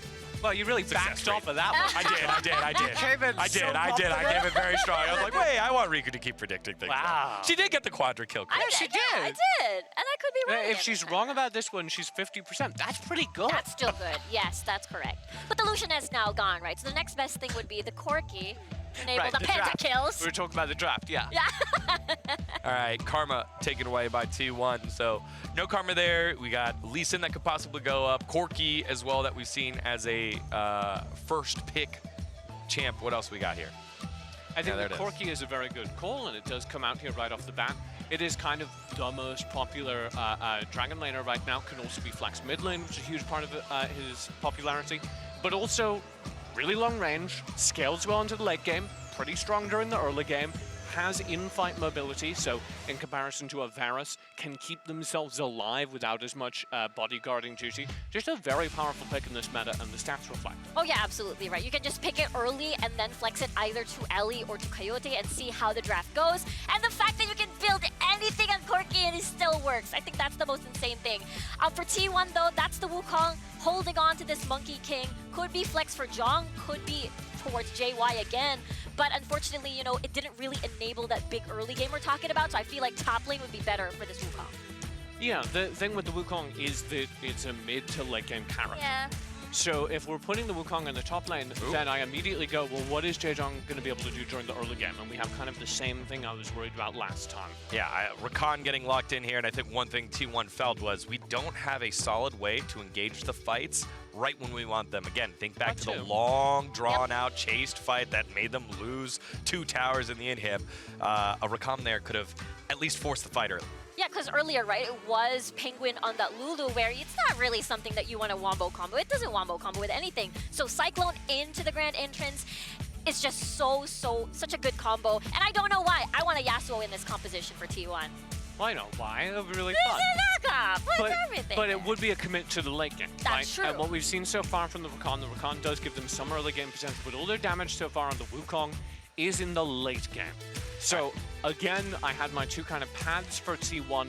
Either give us something in this draft that is going to give them early game damage options and use it, or, and this does look like the direction they're going, full commit to the Korean style, the mid-late game brawler frontline comp, and be able to show up holding off Team Flash for the first 5 minutes, and then meeting them in Team Flash. Yeah, exactly. They're still not revealing anything yet. Where's the damage? The last 2 picks are going to be very reliant on that. And I wonder if they're going to ban the Varus, because I think Ellie can still play Varus Thresh on this one. So when this is played in the Korean League, this kind of brawler-heavy frontline style, which has been the Korean meta for a while, they typically play with Varus, which is why it is Team Flash who ban it out. Yep. They typically go Varus and an Enchanter, and the Enchanter, something like a Nami, will roam behind these front lines, give them HP resets in the fights, and throw a big CC. The Varus can play at range and back that up. With Corki picked, Varus and Ziggs both banned, the AD carry pool for BDG is very narrow right now. Exactly, Yeah. and I think that's why TF feel comfortable banning out the Varus here. Maybe Ashe.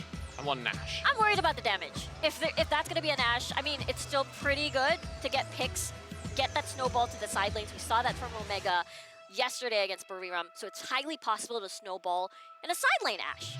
Send arrows from downtown. Yeah, everywhere. The Ashe works well with this composition because you can start fights with the arrows, like you were saying, Riku. And because Ashe is pretty good at kiting on themselves, the other option is Ezreal. Those are the 2 picks I would feel very comfortable with for T1 here. They are in BDG's wheelhouse. My only concern right now is that they're running out of options on the wave clear department, and Whoa, that's a dude. twisted fate! That's crazy, man! That is nutty. That is nutty. Okay, still, my concern. Where is the damage? I am so concerned about the damage. If they do pick up an Ashe, that's a big pick comp with a lot of global things going on, but instead they take it away! Wow. What's PDG gonna take? Wow. There's not a lot here There's left none. for T1. I think this is Team Flash correctly recognizing that Ashe is the missing piece in the T1 composition because it gives you so many stuns on command. You can gold card into all the knockups, you can gold card into the Ashe arrow. So they had to take the Ashe away. They do that now. T1, there is very little left. And I like the fact that Team Flash pick Ashe and Shen very quickly to make T1 on the clock right now because everyone kind of saw the Ashe pick coming on in and the flexibility of Team Flash. It's going to be an Ori, so what are we flexing down to the bottom side of the map? AD carry.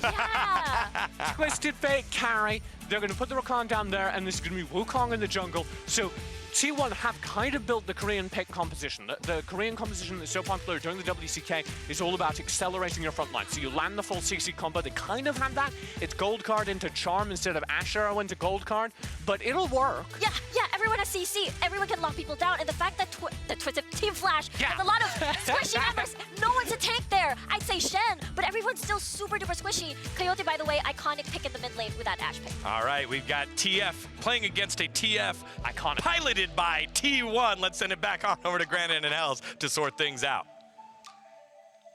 Well, thanks, Degon. I could tell that Riku and TJ were rushing to finish the points that they had, right? So I'll leave it all to you, Hells, right? You get all the time in this game to talk about what you need to talk about between Team Flash and T1. Oh my god, that Twisted Fate was not a pick that T1 picked for themselves. They denied it from Team Flash, right? You mentioned it. They wanted to deny Coyote's picks. Yeah. But then Ellie picks Ashe, and we've seen the success Ellie has on this Ashe. And it's like the same thing as having Lux, right? You just catch an enemy, and Team Flash is the one team that can pull this off so incredibly well as well. So it's going to be so interesting to watch Team Flash play with this composition where they have the Ashe, they have the Corki, they have the late game scaling. It seems like they have everything. And the question that you were asking, right, was where's the Ashe going to go? Yeah. Is it going to go in the mid lane? Is it going to go in the Dragon lane?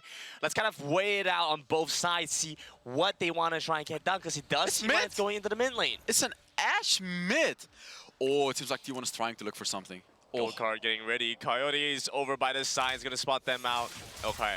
Red card comes across instead. Oh, how cool would it be if Core actually took his charm and if BDG would have stunned him and then Penguin on the Raka knocked him up? How cool would that be if that would have worked? That could have worked. That could have been first blood for T1 right there. But you'd be level 1 Ahri with charm. Exactly. That would be a little sad. Exactly. That's the risk that you're taking. But it seems like Team Flash is all good.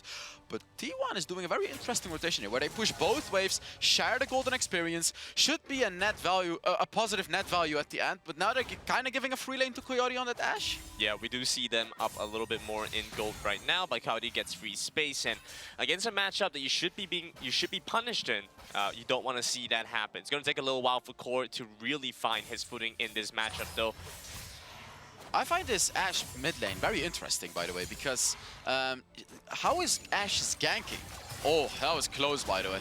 That sentence doesn't hit though, and Ellie takes quite a bit of damage on the way out. Ignite on both sides. The exhaust comes through. Actually flashes away. Doesn't have you anymore. Flashing in, and a first blood over to T1. T1 taking first blood against Team Flash. That's what you like to see. T1 stepping up the early game like they have to. But what I was talking about is how good is Coyote's ganking gonna be? Besides his ultimate, like what can Ashe really do while ganking? And on the opposite side, you have Core who has these crazy ganks because he's playing Ahri. Oh yeah, being able to move in, have a lot of damage, have that pick-off potential. Of course, I suppose the risk is that Coyote gets to keep pushing in the wave. We'll have to see how that one plays out. But can we talk about that Twisted Fate 80 first blood in the bot side? Can we talk about that, Alex? Let's talk about that, okay? Because it's a Twisted Fate, and he actually has fleet footwork. Interesting that he wouldn't go for a lethal tempo. It's an AP Twisted Fate, actually. It's not an AD Twisted Fate. But he won't be playing the bottom side still. Gold card on to Zissou. Zissou holds on to the Sonic Wave and follows through the Resonating Strike for a kill in the bottom side. Second kill going to go over to Zissou as well. There it is. This is how game one should have gone for Zissou as well. He's playing that Lee Sin. This is the aggression that he's looking for. Yeah, so yeah, indeed. It's an AP Twisted Fate in the Dragon Lane. So... interesting. I've never seen that before, granted. Honestly, I've never seen that before. What should I say? I guess they have damage. They're like, okay, we have 80 damage to the top side. Wow, Ooh, Shy. Very close to following there. Gets his shield. Zissou goes again. Wow. A very sad day for BDG. Oh my god, Grandin, what is happening? This is the Team Flash that I expected to see in game one. They took a little while to get here. Right, that was their warm-up game. This is the true Team Flash, right? Like, this is indeed the aggression that you want to have as Team Flash. When you have that Lee Sin, when Zissou's playing, this is what you can do. Double gank on BDG. BDG is sitting on level 3 right now. He just got level 4. An amazing start here for Team Flash, for Zissou, especially BDG. He's going to need some time to scale up and pick up that Rod of Ages. And until he gets to that point, this is the first kill in the bot side. Oh yeah, definitely. Here we can see it, right? Coyote making sure there's vision and easy kill. This was a very easy kill. Unfortunately, Penguin trying to save BDG right there, ended up dying himself as well. And then Zissou was just kind of waiting in the blue side jungle. Here you can see, this is it. This is the ganking that Team Flash has. Ashe arrow, and then Zissou goes for it again. So this is the danger that T1 has to deal with right now. And Zissou is trying to look for something else right now. He's up to the top side. Honeyfruit comes in, but used it quite early on. Zissou just repositions over by the side. Gonna take a while before the arrow comes in. Hits him at the edge. We still don't have the Dragon's Rage, but it doesn't seem necessary. Not when they are able to lay crowd control. Tom comes across and Team Flash with another kill. What is happening, Grandin? This Ashe in the mid lane from Coyote is working out so incredibly well. Every single gank is being enabled by the Ashe, and this could potentially even be first turret right now. BDG trying to make his way to the top end, has the gold card, hits it onto Shy. JY denied of the Nimbus strike by the flay away from MT. It just doesn't feel like T1 is going to have enough damage in the late game to deal with the composition of Team Flash. Because when you have BDG on that Twisted Fate, he's not going to be able to chunk down a Shen. He's not going to be able to chunk down a Thresh. So it's going to be interesting to see how T1 deals with this composition of Team Flash. How are they going to be able to deal with the ganks? T1 coming into the competition is one of the biggest esports organizations of all time, and there were so many high expectations placed on them to perform, to really get to a late stage in the competition with the mantle of the WCK behind them. They did well in the play-in stage, were able to come join teams in the group stage, but now they have to step up. We need to see what happens here. Jong has been doing well against Shy, but we have to see even better performance. He needs to finish off the kills, needs to get his team ahead. That's 4 kills on Zissou, by the way. That's 4 kills already on that Lee Sin, as opposed to the 0 kills on JY. JY is nearly 2,000 gold behind right now. That is a massive, massive jungle lead coming up to the first objectives. Because the smite from JY is going to be so much weaker than Zissou's smite as well, because he's a level down. Yeah. And you have the package, and you have all these big tools out from Team Flash. T1 trying to fight for this dragon. The Inferno is one of the ones that goes high up on the priority list when we look at the objectives. But how does T1 fight this though against this power comp of Team Flash in the early game? You have that Lee Sin, you have the Corki package, you have the Ash arrows. Like, how on earth is T1 supposed to do this? I want to see T1 trade again, because look, they're losing turrets, they're losing objectives. They're gonna lose everything if they don't play this properly. Zissou looking for the flank angle, but it's difficult. Trying to get his way in onto T1. Penguin gets caught out, fighting by the river. It's going to be Jong actually to take some damage from Team Flash. Team Flash with the first side, the first turret in the bot side. There's the Corki package. Shy is pushing the top side map. He's playing the Shen. T1 has to fight right now. Okay, they're trying to pull the trigger here. We have the gold card out from BDG, but BDG cannot get in range, not even with his flash. Oh, and Shy seems to be pushing the Baron lane. He doesn't find it necessary to go in. That's the arrow. That's the Stand United has to go into the fight. JY is going to have to get away. Tries to flash out. Penguin also trying to get away, but Zissou will manage to finish off the kill onto the Rakan. Off by the side. It's between Shy. It's between Empty, but they will get the job done. T1 sent running away from the dragon. And Team Flash takes everything. Oh no, they take the mid lane turret. They could take the dragon. They take Coyote wasn't even there. It wasn't even there, and it was just so easy. And Shy as well, like teleporting into that team fight. Perfect timing with that Shen. It's just Team Flash is playing a perfect game right now. They're 6,000 gold ahead. It's nearly as I predicted, right? In the first game. Yeah, I predicted they would be ahead by 5k gold during the first objective, but this is 6k gold even, so it's even more than I predicted. And as you look into this replay right now, you can see T1 just doesn't have the appropriate composition to fight in that early game. Coyote starts to fight off with his ultimate, and it's just game over. Like, you just don't have enough damage to deal with this. Zissou as well, diving that backline, getting the kills, and unfortunately T1 just cannot take a fight like this. I mean, after we saw the initial damage out from Coyote, he's just like, I don't want to be here anymore. I'm not going to deal with this. Again, a catch on to JY. Can he finish off the kill onto the Wukong in time, though? This seems to be the answer. Yes, as the kill goes over to Ellie. Zissou still going aggressive, playing on the absolute limits. T1 have no way of punishing. And I'm starting to love this Ashe mid lane pick even more now, because if you actually look into the composition of Team Flash, they have the follow-up. They have the Thresh with the CC. They have the Lee Sin with the damage. And they have the Shen as well with that taunt. So whenever someone gets caught by the Ashe arrow, you're just going to die to it. I mean, we saw it from the beginning, right? That we had some expectations for how the Ashe was going to play out. I'm not sure what to say about this one. Core almost going down. Zissou will not be able to get him. Team Flash got both objectives, by the way. Not sure if you saw, but they literally just got both objectives. And they're going to get a kill here as well. Well, Jong's going to try to ignore the turret where he can. Enchant the Crystal Arrow will not hit, but it doesn't matter because you have the Stand United and Coyote following up for the kill. And we knew the Ashe was going to take it away from T1's composition. They needed it to round off their comp. And so Team Flash took it away, but now in the mid lane, you really start to see its power. And granted, if you look into the late game this time, it's a bit of a sadder story for T1 because they don't actually have like the super superior composition in the late game. They're now up against an Ashe who scales very well into the late game, up against a Shen, up against a Corki. These are champions that do very, very well into that late game. So how is T1 going to be able to deal with this? And T1 is going to try to defend this turret, but they can't. Another turret over to Team Flash, the third one of the game. Every single tier 1 turret has been taken already, as opposed to the one turret that T1 has taken. And they're just being so aggressive all the time. It is going to be difficult for T1 though. They do still have some good team fighting power. The flash away from Jong, but gets caught here as well. Penguin gets caught by the death sentence, will be able to escape with the battle dance though. Oh, that Ashe arrow cut off Riven's hair right there. That flash was my heart beat from that Ashe arrow right there, but he dodged it just in time. Charm over onto Shy, but doesn't seem like they're able to finish off a kill. Zissou still over by the bags, looking for the catch on the core, gets him in the nick of time. But now he's stuck in between members of T1. Looking to try and trade back for a kill. They finally find him with the help of BDG, with the help of Jong, but T1 stuck under the turret, their only lifeblood there. Team Flash is just not giving a single chance to T1 right now to make a comeback. They're gonna go for this turret as well. It's and they're gonna go for the fight as well. The arrow's already back up. It was just used on John, but they already have the arrow back up. And Team Flash find the entry angle into the fight through that. A double kill here, as they will take down 3 on the side T1. I actually think Game 1 was not the real Team Flash. This feels more like the real Team Flash. We expected this to happen in Game 1, but they kind of had to get used to the stage. That's what it feels like. This is a different team from Game 1, right? Yeah, for sure. It feels like a whole different team. 10,000 gold lead in 10 minutes. You would not... you look at a Team Flash game, and yeah, this makes sense here. Exactly. It doesn't make sense anywhere else. They could have lost Game 1, but Game 2, they're not going to lose. And as we look into this Coca-Cola pop-off, you can see the beautiful turret dive, right? Like, T1 sure got a good catch, but you're up against the Shen. Zissou in that backline is, I mean, look at this.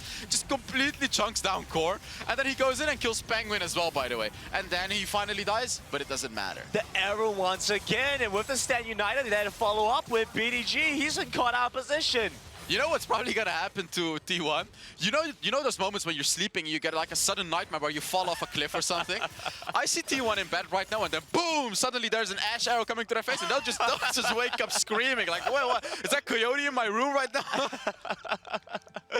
Let's hope not for their sakes. For their sakes, let's hope not. But I could definitely see that happen. It's gonna be in my dreams for sure. Oh yeah, and I mean, look at this aggression. It's just turret after turret, kill after kill, objective after objective. It's just T1 cannot do anything. They're stuck in this game. It's just delaying the inevitable right now, trying to push the waves, but every single turret is getting taken out. I mean, Team Flash doesn't even need a wave. Yeah, T1, they have team fighting power in spades, but the issue is how you're ever going to get a team fight when Team Flash have so much pick potential off. Go to the side lane, Zissou's there waiting for you. Coyote has his enchanted crystal arrow. Shy is always prepared to make it an uneven fight. Zissou actually nearly has double the gold of JY. Double. We're not even talking about numbers right now, we're actually talking about double. That's the craziest thing I have ever seen in the jungle in Wild Rift. Like, the fact that Zissou has double the amount of gold of JY, he's sitting on 3 items while JY hasn't even finished half of his second item. That is crazy. Oh, there's another Ash Arrow! Dancing and weaving around members of T1. We have to watch out for Ellie though, because Ellie's been left alone a little bit too early into the fight. We do start to see them move in. Shy comes across. Jong's still alive for now. Zissou looking to finish off that first kill. They managed to take down the Riven in exchange for Ellie, and the death sentence back over on the call follows through. Flay does not manage to hit though, as they continue to flash in forward. Shy will get another kill for himself. Zissou hunts as a double comes through for him as well. T1 got a good catch on Ali, but it doesn't matter. When you're buying 40 another Ash Arrow! We're not even done with the team fight, and we have another Ash Arrow. We approach the team fight with an Ash Arrow, and we ended the team fight with an Ash Arrow right there. Onto the inhibitor now. T1 will start to see their base fall to the efforts of Team Flash. Next dragon is spawning as well. Team Flash is going to take the dragon. Team Flash is going to take over. There's only 2 more turrets left. What else is Team Flash supposed to take? The next thing they're going to take is going to be the Nexus as well. Like, Baron is yet to spawn, by the way. Baron is yet to spawn. And how much is the gold lead? 15,000 in 12 minutes? Yes, that is correct. That could be close to the game between J-Team and Team Kesa. I mean, J-Team was 20,000 gold ahead in 15 minutes. Let's see if Team Flash can break that record. I'm saying that... in the most loving way possible, right? As someone that was looking forward to seeing how Team Queso would perform as well. So, Team Flash now trying to close out the game here, 2-0, and then move on to the next game in the group stages.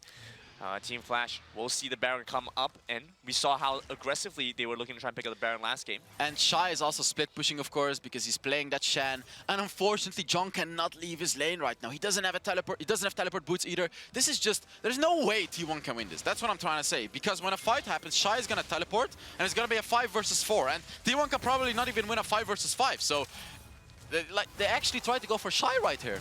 Trying to force a fight onto Shy, but the problem is your base is in shambles. Zissou is here with a wrecking ball and taking it apart.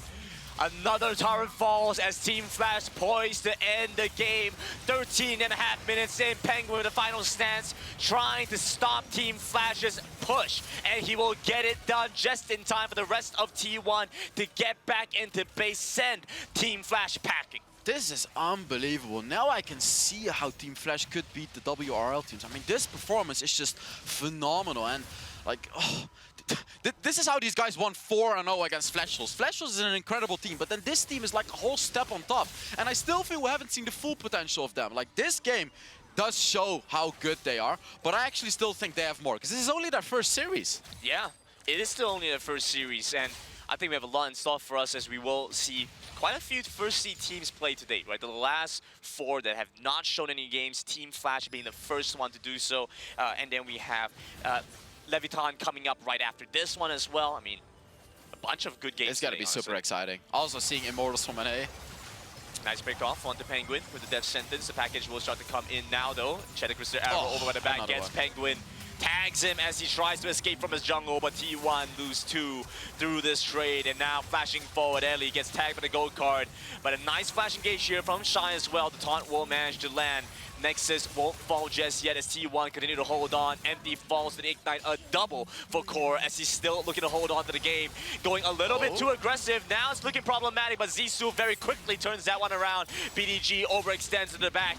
Will find himself 1 kill onto Coyote, but still going down to Zissou. That should be game. I'm not sure if John can defend this against two waves. 7 seconds on members of T1. Can they manage to finish this one off in time? Team Flash knocking away the Nexus, but they've been sent back once again. Jong. Guardian Angel up here for Zissou as he fights off Jong. A little bit more damage. The Battle Gans gives the shield over to the Riven, but Zissou's Guardian Angel procced and he's stuck between 2 members of T1. Oh, and Baron is up, Grandin. Baron is up. T1 just killed every single one from Team Flash. Although I don't think they can do the Baron because they're also dead. Like, it's not like everyone from Team Flash died.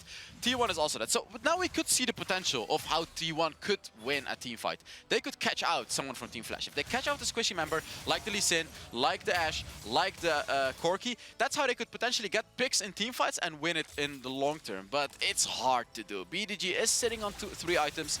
Core is sitting on 3 items, but they're still so behind right now. Yeah, it just doesn't seem very feasible right now, especially with how low the Nexus has already fallen every time they get into the base. Yeah, slowly whittles down. And there you can see it, right? Like these are ways that they could win team fights. Ari Charm, Twisted Fate, Gold Card. That is the only way. And then Jong in the longer term fight as well. Here you can see it. He does so much damage on that Riven too. He does manage to get quite a bit done, especially since he was targeted quite a bit by the rest of the enemy team. Was able to pick up some health in the fountain and then come back in. And yeah, and here as well, you can see him go in. Yeah, you can see him go in, do so much damage. And like, oh, they try to catch someone again right here. They will look for the catch onto Shy. He starts to move away with the stand united. Very beautiful mechanics out from Jong. Instantly executes the Shen. Ooh, it's Baron though. It is Baron. Baron is up right now and T1 is gonna desperately try to look for it. JY by the back of the pit. Empty's gonna come across. JY flashes away. The Chantacruster arrow lands on the wrong target, lands onto the clone. They move on the core now. Core starts to dash away with the Spirit Rush, but they manage to take down JY. Baron has reset in that time. Jong still off in the side lane, trying to push, trying to find some value in the side lane. But where is Jong? Where is BDG? Why don't they go back by teleports? This was a potential fight for T1 to win, but now unfortunately everything falls apart.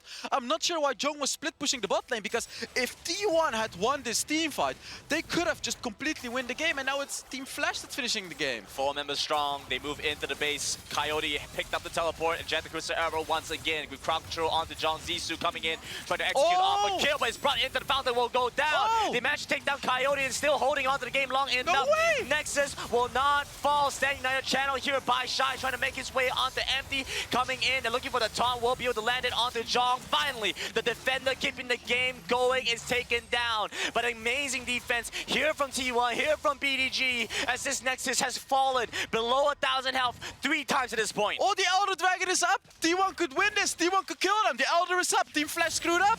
BDG with the flag gets the gold card, and Shy is still alive. Elder but the rest of Team Flash is dead, and T1 at 4 going for them. Oh, no way! What did Team Flash just do?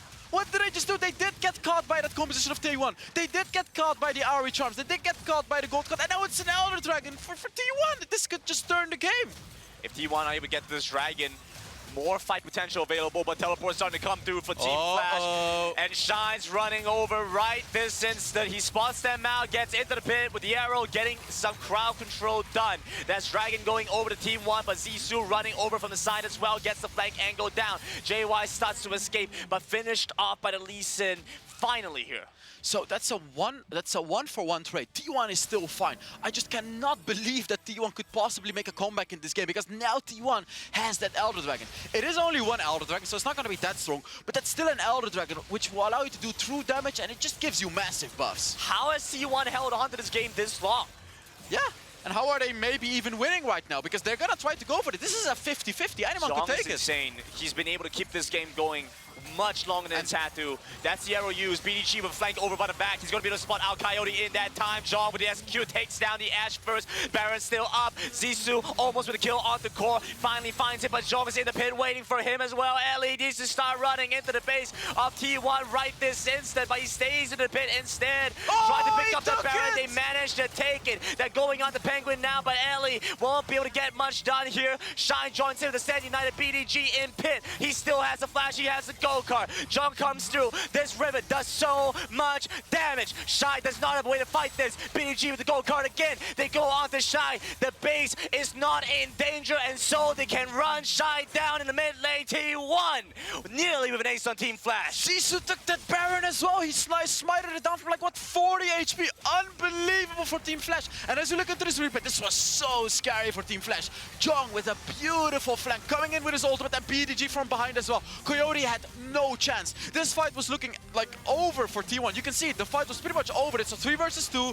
Unfortunately, Lee Sin is dead as well. This is a free Baron for T1, you'd think, right? But then you can see it. Baron gets done, and here, 50 HP, and he smites it while he's sitting on like 50 HP himself as well, Grandin.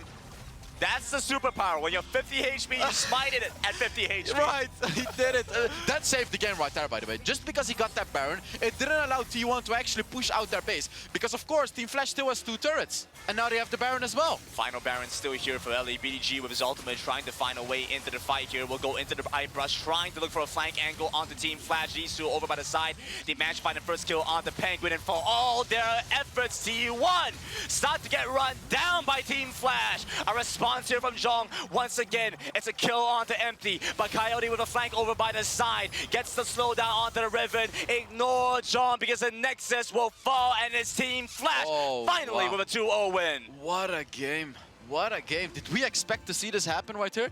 T1 was down 15k gold, but then they actually nearly made that comeback right there. Team Flash, well, they were sweating during that last game. Yeah, not too happy with that one. I think they would have been all smiles if they had managed to close out the game when they were supposed to, but you can see now it's a case of we were supposed to have a one game. If we had lost that, it would have been very problematic. Oh, wow. I'm just surprised. I'm still so surprised because T1 actually played that composition so incredibly well in that late game. Playing with the Twisted Fate, playing with the Ahri, constantly catching out an enemy champion. And then at the end of the day, they won team fights because they forced a fight where they had already killed a few champions of Team Flash. And then they got the Elder Dragon. They nearly won the game. They nearly got the Baron. Unfortunately, got stolen away. It was just unfortunate events for T1. They could have taken this game. Such a stout defense by T1 there, right? T1 were able to hold on incredibly well. Team Flash coming into this, we knew they were going to be strong, and they demonstrated to us between games 1 and 2. Had some difficulty closing it out, but I want to attribute that to T1's ability to stall out, knowing they might still have a chance. Jong's performance on that Riven, amazing there. Oh yeah, definitely, and we have to talk about Team Flash as well, right? This was their debut in the Wild Rift Icons. This was their first series, and they did show how scary they were. Regardless of those mistakes, right? This is still their first series. Teams can make mistakes. They're gonna have to talk about what they need to do better, but I expect Team Flash to show a very good performance, especially against the WRL teams as well. Absolutely. It is shaping up to look like Team Flash are going to be one of the few teams that will go toe-to-toe with the WRL teams, competing with them for those final spots. Oh yeah, definitely. Those are going to be the super important spots, right? Like, is one of these guys finally going to be able to take a seat from the WRL2s? Please don't let 4 of the WRL2s make it, right? Like, have at least one of them be eliminated. I hate to say it like this because it sounds negative, but I don't want to see 4 WRL2s. I want to see a lot more regions manage to get out of group stage. Sure, we got to see some WCS going through as well. And some EU maybe? Yeah, maybe. We'll have to see. But I'm still... Feels like a good performance here from T1. They showed us an ability to hold on to games from a negative position, and we're able to keep things going. We're almost able to find some re-entry angles back in the game, but Zissou's ability to get that Baron towards the end was amazing. Well, so much to unpack and talk about in that last game. We're going to have to toss it over to the analyst desk to break that one down. They were very excited before game started, so I'm sure they have a lot to say here as well. Yeah. Maybe. Maybe. Digo, what's your Don't get jacket? ahead of The yourself. WREC will make it. Maybe. Maybe. Thank you, Hells, for the confidence there on the region making it on out. We know one team will be making it a step closer to the knockout stage. It is Team Flash with their victory over T1 here. And game 2, y'all. That was a game. Oh boy. Oh boy. I mean, Let's start back at the top. Let's start back at the top where it was a 10,000 gold lead before 10 minutes. Yeah, positive notes, great game, Team Flash. Negative notes, kind of think it got to your heads. Kind of think you got the 10,000 gold lead and Team Flash were like, all right, we're killing it. Let's take our foot off the gas a little bit. Let's see if we can limit test in these side lanes. And the answer to that question is no. The limit was found. The limit was 15,000 gold. The yes. limit was Jaejong. And the second that we got there, then T1 made it scary and Team Flash had to course correct a little bit. yeah, and when we looked at the late game, right, Ari, Core and BDG could easily get out of these squishies from one combo. So I think that was the fear that was happening. And the fact that they got Elder at the very end, I'm sure Team Flash was sweating. Yeah, Elder happened, but way early. Remember, First Blood heading on over to the Twisted Fate of T1. Wow, these highlights skipped a lot of stuff that happened. There was a lot of game. 1 minute, there was 10 minutes, and then it's like 14 kills to Team Flash. Enchanted Crystal Arrows across the map here. TJ and Team Flash were in full control at this point. And I'm so glad we got to see the Ashe in prime form because I've been talking up the actual tournament. This is what Ashe adds to your team. You can have a pick, you can have a fight anywhere on the map that you would like to, and you can see why, for instance, T1 really wanted that pick.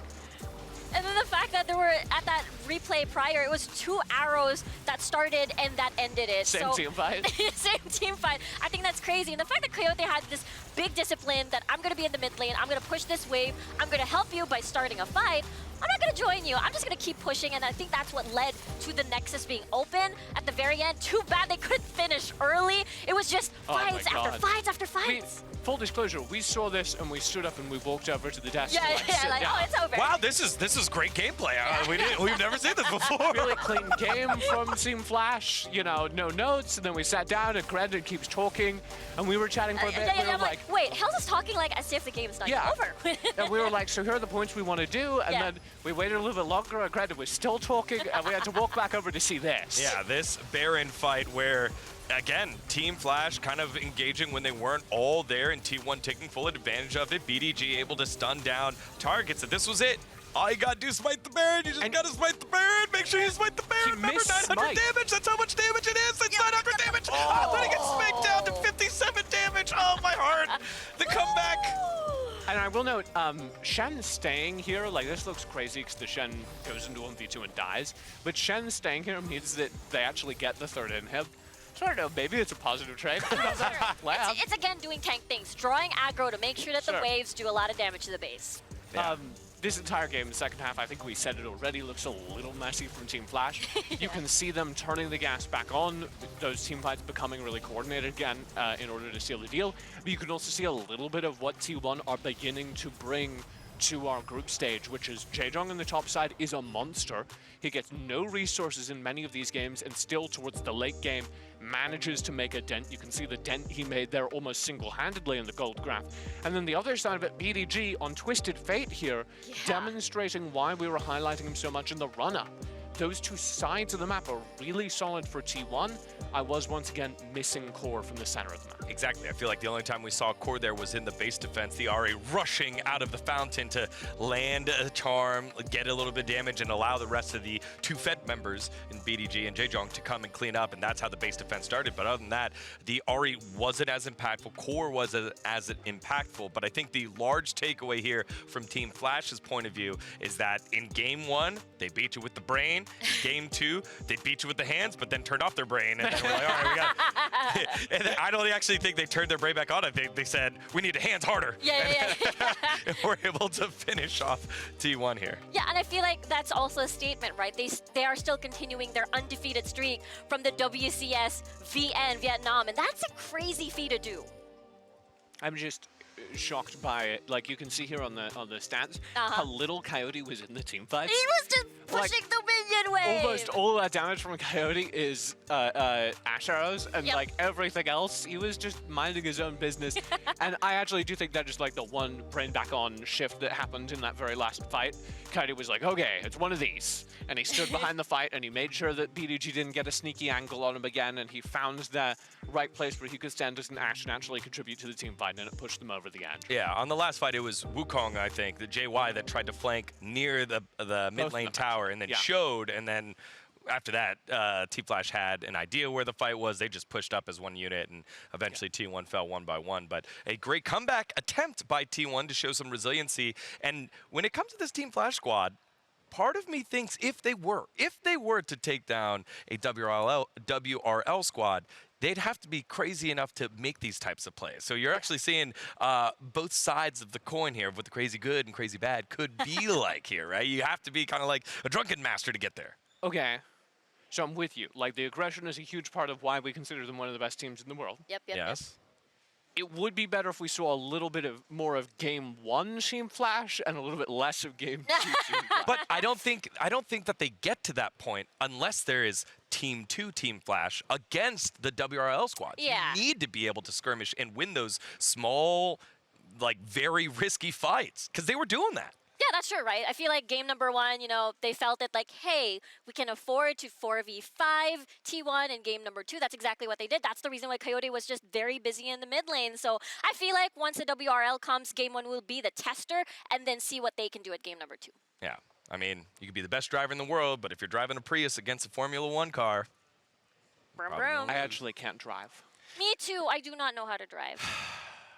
I guess that analogy doesn't work. Let's take a look at the updated bracket one more time as we see in this group here, as Team Flash will move on the top side, T1 down on the bottom side of the bracket, and we have yet to see who they will be facing yet in the next matchup, which will be Nova and Leviathan. That one's going to be a lot of fun to watch, as the first time we get to see the WOL champion on stage here. Yeah, another one of our first seed teams debuting, and they've got a rough match ahead of them. But I will say, we've already seen some WRL teams get on the board versus the best in the WRL. Nice. So I've got some hope for Leviathan. I think they can demonstrate what makes that region so dangerous. Yeah, I feel like when we look back at the very first day of Icons play-ins, right, we saw Stamina duke it out against JDG. I think they held their ground pretty much, above expectations, especially during the early game. So I think they're looking pretty good. That's right, and Furious Gaming, they were the ones that got the win Oh, against that Nova, too. which also makes me worried here a little bit for Leviathan, because Nova will be on upset alert to make sure that doesn't happen again. TJ, go ahead. Or maybe they'll be extra vulnerable. Maybe Nova, like, they've got the trauma. They're like, it happened to us once. Yeah. It can And happen the second they lose a kill, it's all going to come flooding back. Oh no, it's happening again. Well, we'll get to watch that one in just a little bit. Again, we're waiting to close things out to have a chat with one of our Team Flash members with Kangas, so we'll get that one to you very, very shortly. And we should have that one in just a little bit. Kangas is almost ready and set up for it. But again, Team Flash, if we got to use one word to describe them after that series, something that you didn't know, what would it be here, Riku? Bombastic. Bombastic gameplay. It was a I will sound put the and then a second one word. there. Bombastic bombastic. gameplay. What would it be for you, TJ? The word. You gotta say it after. Do it again. Say the again. Oh no. Okay. All right. Great.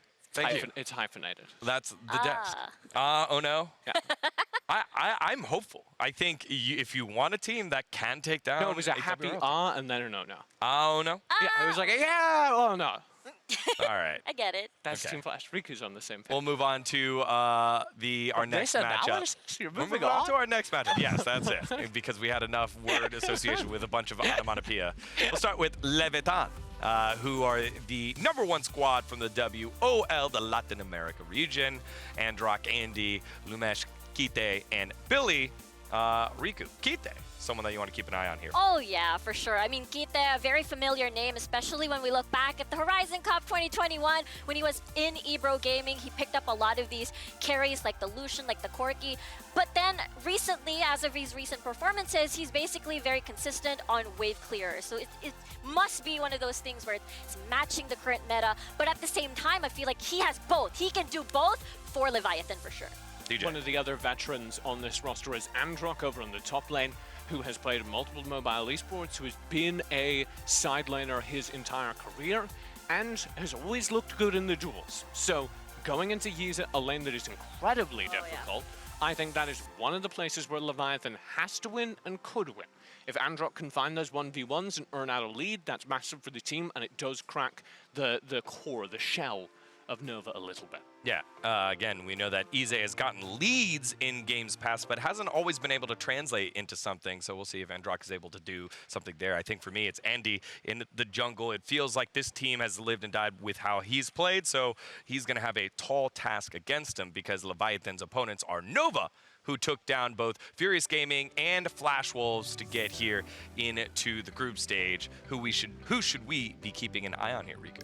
Oh, for me, it has to be Long, right? When we look back at the WRL, he has the most MVP titles. And imagine there's so many amazing junglers in the WRL, and Long has the most MVP titles. And he can play anything, he can accelerate the game, and it just propels Nova so easily to, again, do the WRL special to accelerate, be fast, be aggressive. And I think that's what Leviathan has to watch out for because he is definitely scary.